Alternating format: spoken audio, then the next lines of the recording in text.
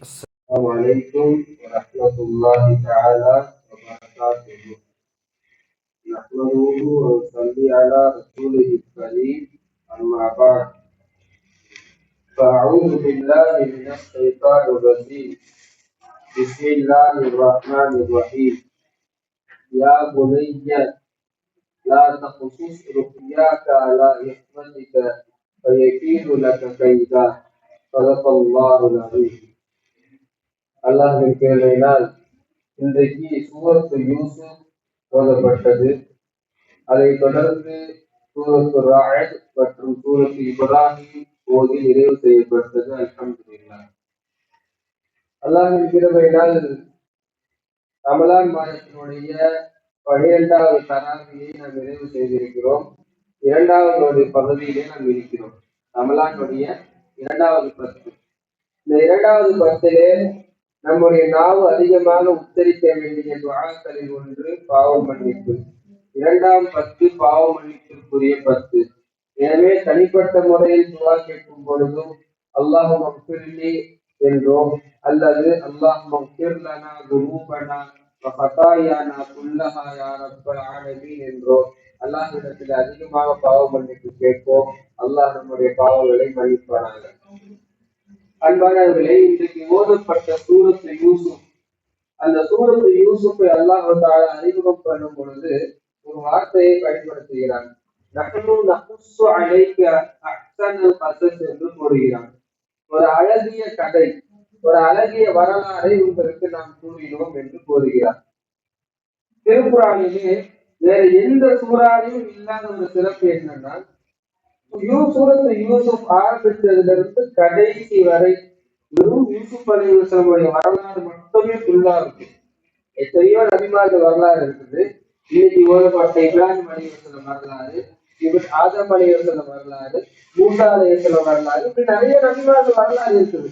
அவங்களுக்கெல்லாம் கொஞ்சம் கொஞ்சமா வேற சூறால கொண்டு இப்படி நிறைய இடத்துல மாற்றி வரும். யூசுப் அலைஹிஸ்ஸலாமுடைய வரலாறு அல்லாஹ் தஆலா ஆரம்பத்திலிருந்து கடைசி வரை அந்த சூறா முழுக்க அவருடைய வரலாறு இருக்குது. அந்த யூசுப் அலைஹிஸ்ஸலாமுடைய வரலாறை அந்த சூறாவிலே நாம் பல்வேறு கோணங்களில் சிந்திக்கலாம். அவர்களுடைய சிறு பிரயாணத்தில் அவர்கள் இருந்தது, அவர்களுக்கு செய்யப்பட்ட சூழ்ச்சி, அவர்கள் சகோதரர் மூலமாக ஏற்பட்ட தொந்தரவு, அவர்களுக்கு கிணற்றில் போடப்பட்டது, அவர்கள் தந்தையின் மூலமாக அரவணைக்கப்பட்டது, தாய் இழந்தது, அதற்கு பிறகு அவர்கள் அடிமையாக ஆக்கப்பட்டது, சந்தையில் விற்கப்பட்டது, நிறைய செய்திகள் தொடர்ந்து யூசுப் அலைஹிஸ்ஸலாமை பற்றி பேசிக்கொண்டே இருக்கலாம். பிற்காலத்தில் அவர்கள் மீண்டும் ஆட்சியாளராக ஆடுகிறார்கள், ஒரு பெண்ணின் மூலமாக சூழ்ச்சி செய்யப்படுகிறார்கள், பிறகு அரசராக ஆடுகிறார்கள். இப்படி நிறைய செய்திகள். மீண்டும் அவருடைய சகோதரர்கள் எல்லாம் அவரிடத்திலே வருகிறார்கள், தந்தை கிடைக்கிறார் என்று யூசுப் அலைஹிஸ்ஸலாம் அவருடைய வரலாறை மட்டும் பேச வேண்டும் என்றால் அதற்கு பல மணி நேரத்தில் நாம் பேசலாம். இனிமையான ஒரு வரலாறு, ஏன்னா அல்லாஹ்வே சொல்கிறார், ஒரு அழகிய வரலாறு உங்களுக்கு நம்ம சொல்ல போறோம் சொல்லி. அப்பேற்பட்ட ஒரு இனிய வரலாறு அது யூசுப் அலைஹிஸ்ஸலாமுடைய வரலாறு. அந்த யூசுப் அலைஹிஸ்ஸலாமுடைய வரலாறுல இன்னைக்கு நம்ம பார்க்க போறது அவர்கள் கண்ட கனவு. திருக்குர்ஆனிலே அல்லாஹ் தஆலா இந்த ஓதப்பட்ட சூரத்து யூசுஃபிலே ஒரு சில கனவுகளை கூறுகிறார். யூசுப் அலைஹிஸ்ஸலாம் கண்ட கனவு, அவர்களிடத்திலே சொல்லப்பட்ட கனவு, நிறைய கனவுகள் வருது. முதல் விஷயம், அந்த சூரத்து யூசுஃபுடைய ஆரம்பத்திலேயே ஒரு கனவு வருது. யூசுப் அலைஹிஸ்ஸலாம் சின்ன வயசுல இருக்கும் பொழுது, ஒரு 12-13 வயசு சுமார் அந்த வயசுல இருக்கும் பொழுது ஒரு கனவு காண்றாங்க. என்ன கனவுனா, இன்னி ரஅய்து அஹத அஷர கௌகபா. அவர் சொல்றாரு அவருடைய தந்தை கிட்ட, என்னுடைய தந்தையே, பாப்பா, நான் 11 நட்சத்திரங்கள் எனக்கு சஜிதா செய்யறது மாதிரி நான் பார்த்தேன். 11 நட்சத்திரங்கள், சூரியன், சந்திரன், இது எல்லாம் எனக்கு சஜிதா செய்யற மாதிரி நான் பார்த்தேன் அப்படின்னு சொல்லிட்டு முதல் கனவு. இரண்டாவது, யூசுப் அலைஹிஸ்ஸலாம் அவர்கள் சிறைச்சாலையில் இருக்கும் பொழுது அவரிடத்திலே கைதியாக இருக்கப்பட்ட ஒரு 2 நபர்கள் 2 கனவு சொல்றாங்க. ஒருத்தர் சொல்றாரு, நான் பழச்சாரை குளிக்கிட்டு இருக்கேன், பழச்சாரை குளிக்கிட்டு அது தலையில நான் சுமந்துட்டு போறேன்னு சொல்லிட்டு ஒருத்தர் சொல்றாரு. இன்னொருத்தர் என்ன சொல்றாரு, நான் ரொட்டியை சுட்டு அந்த ரொட்டியை வந்து நான் தலையில வச்சுட்டு போறேன் அப்படின்னு சொல்றாரு. இந்த ரெண்டு பேருக்குமே ரெண்டு விளக்கத்தை அதில் யூசுப் அலைஹிஸ்ஸலாம் சொல்றாங்க. பலத்தார தலையில சுமந்துட்டு போனவரு பிற்காலத்துல அவர் வந்து விடுதலையாகி மீண்டும் அதே ஆட்சியில அரசாட்சியில அவர் வந்து பணிபுரிவார் அப்படின்னு சொல்லிட்டு அவருக்கான விளக்கத்தை சொல்றாங்க. அதே மாதிரி அந்த ரொட்டியை சுமந்துட்டு சொன்ன போனார்ல, அவருக்கு யூசுப் அலைஹிஸ்ஸலாம் என்ன விளக்கம் சொல்றாங்கன்னா, பிற்காலத்துல நீங்க சிலுவரையை அடையப்படுவீங்க, சிலுவரையை அடையப்பட்டு உங்களுடைய தலையை காகம் கொக்கி கொத்தி தின்னும் அப்படின்னு ஒரு விளக்கத்தை சொல்றாங்க. இது இரண்டாவது தகவல். மூணாவது, யூசுப் அலைஹிஸ்ஸலாம் அவர்கள் சிறைச்சாலையில் இருக்கும் பொழுது அந்த நாட்டினுடைய அரசருக்கு ஒரு கனவு வருது. அந்த கனவுக்கான விளக்கத்தை யாருக்கிட்ட கேட்கறதுன்னு தெரியல. அப்ப எல்லாரும் சொல்றாங்க, ஜெயில ஒருத்தர் இருக்கிறாரு யூசுப்னு சொல்லிட்டு அவர் நல்ல கனவு சொல்லுவாரு, கனவுக்கான பதில் சொல்லுவாரு. அப்ப யூசுப் அலைஹிஸ்ஸலாம் போய் கேட்கிறாங்க அந்த கனவு என்னன்னா, அவர் அந்த அரசர் பார்க்கிறாரு. இதெல்லாம் திருக்குறான் இன்னைக்கு வந்துச்சு, மூலப்பட்ட வசனங்களில் அப்படியே வந்துகிட்டே இருக்கு. கொழுத்த மாடுகள் 7 கொழுத்த மாடு இருக்குது, 7 மெலிஞ்ச மாடு இருக்குது. அந்த 7 மெலிஞ்ச மாடு இருக்கிறதுல அது வந்து 7 கொழுத்த பசுவை வந்து சாப்பிடுது. இப்ப இதுக்கான விளக்கம் அவருக்கு தெரியல.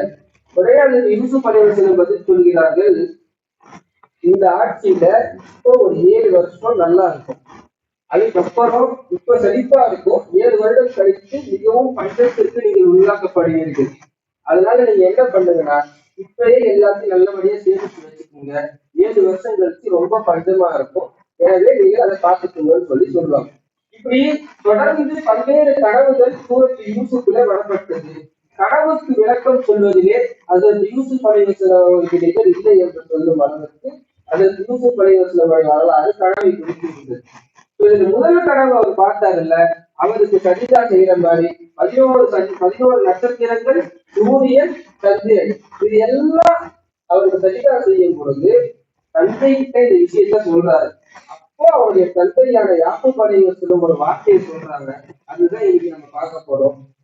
யார் உலகிய என் மகனாரே, லா தக்ஸுஸ் ருபியாக அலா இஸ்வதிக, இந்த கனவை உன் சகோதரர்கிட்ட சொல்லிடாத, அண்ணன் தம்பி கிட்ட சொல்லிடாத, கைதா, அது உனக்கே நஷ்டமாயிடும். ஏன்னா யூசுப் அலைஹிஸ்ஸலாம் அவர்களுக்கு 11 சகோதரர்கள் இருக்கிறார்கள். யூசுப் அலைஹிஸ்ஸலாம் அவர்கள் அவருடைய தந்தையான யாக்கூப் அலைஹிஸ்ஸலாம் அவர்களுக்கு 2வது மனைவிக்கு பிறந்த குழந்தை. அம்மா இல்ல, தந்தை மட்டும்தான். அழகான குழந்தை. எல்லாருக்கும் யூசுப் அலைஹிஸ்ஸலாம் அவர்கள் மீது ஒரு பாசம்.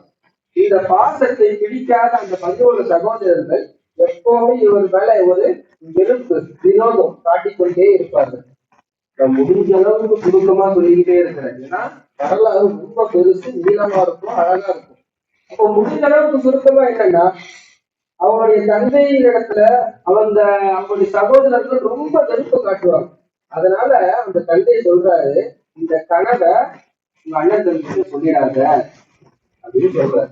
இந்த வாக்கியத்திலிருந்து நிறைய செய்திகள் நமக்கு கனவை குறித்து இருக்குது. நமக்கு கனவு வருது, நல்ல கனவு வருது, கெட்ட கனவு வருது. கனவு 3 வகைப்படும். ஒன்று, நல்ல கனவுகள் வரும். 2வது, நம்ம தூங்குறதுக்கு முன்னாடி எதை யோசிச்சுட்டே இருக்கிறோமோ அதே விஷயத்த கனவுல நம்ம பார்க்கற மாதிரி இருக்கும். 3வது, சைத்தான் கிட்ட இருந்து வர கனவு, கெட்ட கனவு, ஏதாவது அசம்பாவிதமாக ஏற்படக்கூடிய கனவு. இந்த கனவுகளுக்கு பல்வேறு விளக்கங்கள் இருக்கிறது. இப்போ நல்ல கனவு ஒண்ணு நம்ம காண்றோம்னு வச்சுக்கோங்களேன். நல்ல கனவு வருது, ஒரு பெரிய விஷயத்தை செய்யக்கூடியவர்களாக, நம்ம என்ன நினைக்கிறோமோ அது நடக்கக்கூடியதாக கனவு வருதுன்னா 2 விஷயம் செய்யலாம். ஒண்ணு, அந்த கனவுக்கு அல்ஹம்துலில்லா சொல்லலாம். 2வது, நமக்கு ரொம்ப தெரிஞ்சவங்க, ரொம்ப பழக்கமானவங்க, நம் மீது அக்கறை உள்ளவர்கள், நமக்கு கெடுதி நினைக்க மாட்டாங்க அப்படின்ற நபர்கள் கிட்ட மட்டும் அந்த கனவுக்கு சொல்லலாம். ஏன்னா இது என்ன சொல்றாங்க, கூட பிறந்த சகோதரர்கிட்டயே கனவை சொல்லாத, ஏன்னா எல்லாரும் ஒண்ணு நல்லபடியா நினைக்க மாட்டாங்க, யார் என்ன சூழ்ச்சி நினைப்பாங்கன்னு தெரியாதுன்னு சொல்றாங்க. சொல்றது பாப்பா. அதனால கனவு நல்ல கனவாக இருந்தால் ஆளுங்களிடத்திலோ, பெரிய கனவுக்கு விளக்கம் தெரிந்தோரிடத்திலோ அந்த கனவை எழுதி விளக்கம் கேட்கலாம். ஒண்ணு. இல்ல நம்ம குடும்பத்திலே நமக்கு நல்லதுதான் நினைப்பாங்கன்ற நல்ல உறுதியா தெரிஞ்சுச்சுன்னா அவங்க கிட்ட கனவை சொல்லலாம். எல்லாருக்கிட்டையும் கனவை ஓப்பனா சொல்ல வேண்டிய அவசியம் இல்லை. ஏன்னா கனவுக்கு யாரையாவது ஒவ்வொருத்தரும் பதில் சொல்லும் போது சில நேரங்கள்ல அது தப்பா அமையும். அதனாலதான் கனவுக்கு பதில் சொல்ல முடியாதுன்னு சொல்லுவோம். ரெண்டாவது, கெட்ட கனவு பார்க்கிறோம் அப்படின்றது என்னன்னா அதை யாருக்கே சொல்லவே தேவையில்லை. தூங்கிட்டு இருக்கோம், கெட்ட கனவு வருது, இடிப்பிட்டு எந்திரிக்கிறோம், ஒன்றும் இல்லை அவசரிதா வீடு சேர்த்தான்னு சொல்லி ஒரு 3 வாட்டி சொல்லிட்டு மறுபடியும் தூங்கிட்டா போகும். இவ்வளவுதான். இந்த கெட்ட கனவை போயிட்டு மறுபடியும் அது ஒரு 4 பேர்கிட்ட சொல்லி அதுக்கு 4 பேர் ஒரு வேற வேற மாதிரி பதில் சொல்லி கனவுக்கு பதில் சொல்வது என்பது மிகப்பெரிய கலை. அந்த யூசு படைவசல்லம் அவர்களுக்கு நிகர் அதுல வேற யாரும் இல்லை. அதுக்கப்புறம் இந்த உண்மத்துல இப்னு சீரின் ரஹ்மத்துல்லாஹி அலைஹி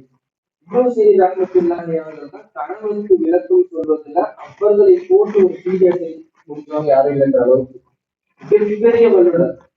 அதே மாதிரி கனவுக்கு விளக்கம் என்பது இடத்தை பொறுத்து மாறும், நபர்களை பொறுத்து மாறும், காலத்தை பொறுத்து மாறும். இன்னொரு உதாரணத்துக்கு நான் சொல்றேன். கனவுல ஒரு மரத்தை நம்ம பார்க்கிறோம்.